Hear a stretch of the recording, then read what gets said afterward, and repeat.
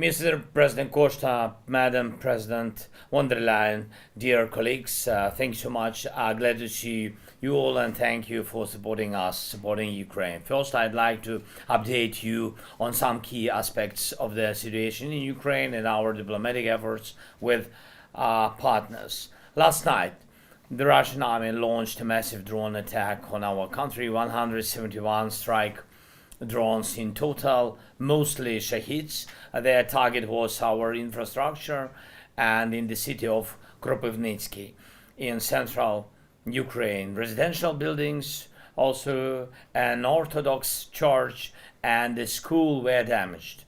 Among them, wounded are 4 children. Everyone is receiving medical help.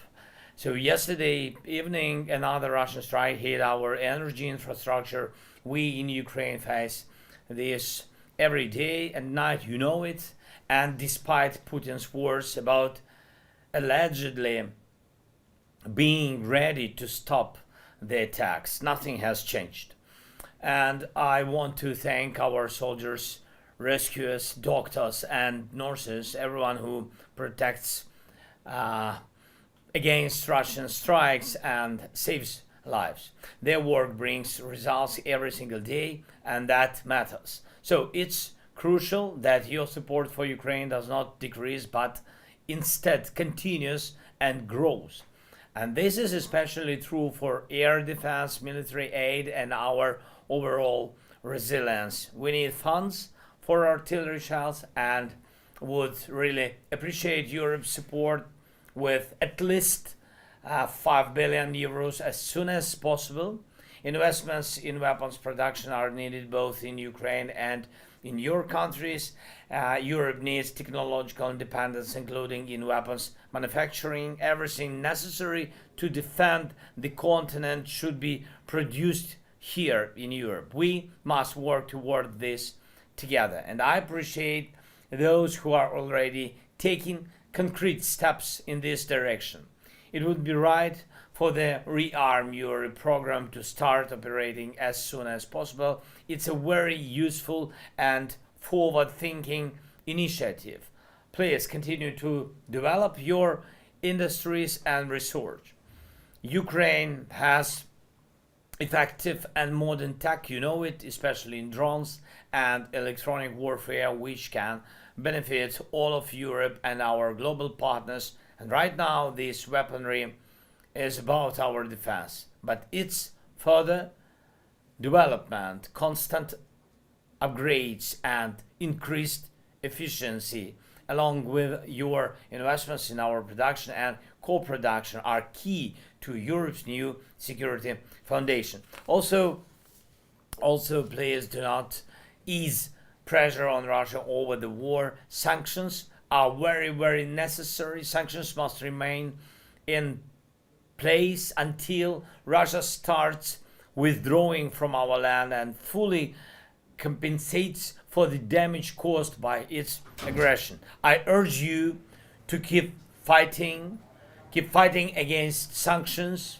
evasion schemes, and Russia's attempts to finance its war effort. Ongoing diplomatic efforts do not mean Russia should face less pressure. That's crucial to reducing the chances of Russian hawks. And we all know how easily Moscow disregards its promises. One moment they give their word, and a few hours later it means absolutely nothing. That's why we must keep pushing Russia toward peace together with you, of course, with the United States and with our partners. We can do this.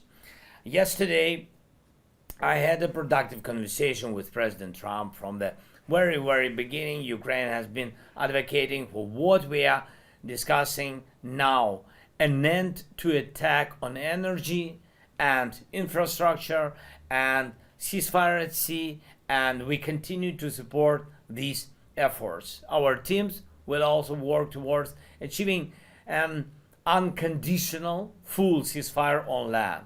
Please support this. Putin must stop making unnecessary demands that only prolong the war and must start fulfilling what he promises the world.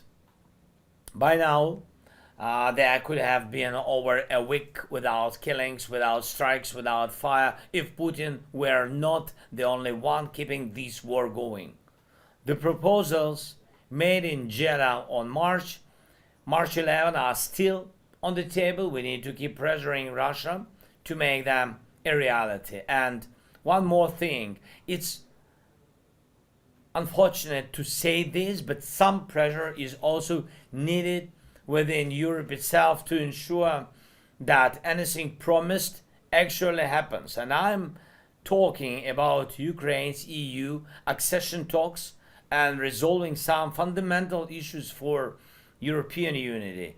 It's simply anti-European when one person blocks decisions that are important for the entire continent or that have already been agreed upon. Ukraine fulfilled their requirements, but right now there are serious difficulties in opening Ukraine's first and others negotiation clusters for EU accession. European efforts that should be bringing more security and peace are also constantly being obstructed, and I believe this is wrong. Europe must have a way to prevent individual actors from blocking what's necessary for all.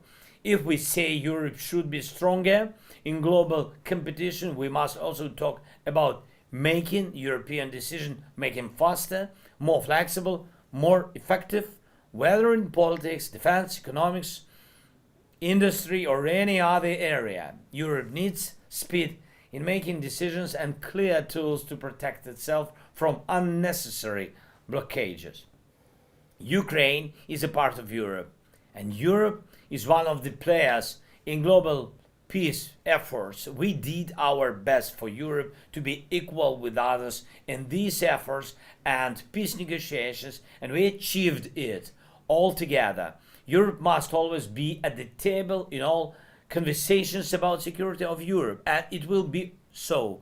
And in all other issues on Europe, we must work in unity. And we talked about this in Jeddah, and we always discuss it with all our partners, and we emphasize it exactly this way. Europe is a participant in diplomacy. And that's why I urge you to support us as well and not allow us to be left out of joint European efforts. And finally, I want to thank those of you who are working with us on future security guarantees for Ukraine and in turn for the entire eastern flank of Europe and the continent as a whole. And for those who have not yet joined this effort, I invite you to do so, and all of us must be as efficient as possible in this work on security guarantees and as quick as possible. Fast pace in achieving these results means bringing peace and endurance of peace. Thanks. Slava Ukraini.